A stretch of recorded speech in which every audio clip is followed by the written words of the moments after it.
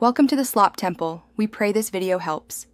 You start by harvesting fruit at peak ripeness so the flavor and texture hold under chocolate. Once done, wash and pat dry completely. Any water will seize chocolate or create white bloom later. Make sure to trim stems and decide how you'll hold each piece. 1/4 skewer for strawberries or parchment cups for berries. You want clean, dry surfaces so the chocolate bonds. This first action saves time later and ensures even coverage during the dipping step. You need properly tempered chocolate so it sets shiny and firm. That's the how and why. Start by chopping to uniform 1/2 pieces so it melts evenly.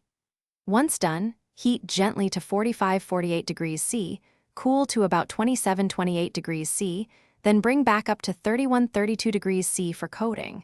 This aligns cocoa butter crystals and prevents dullness. Make sure to work in a dry bowl and use a double boiler or 20s microwave burst. You dip each piece, turning once to coat and tapping the skewer to remove excess.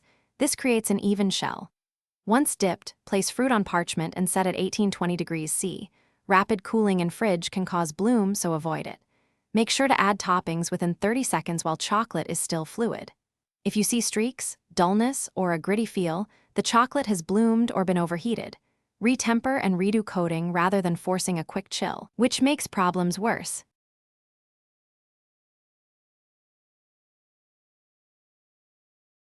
Thanks for watching. Consider subscribing if we helped you.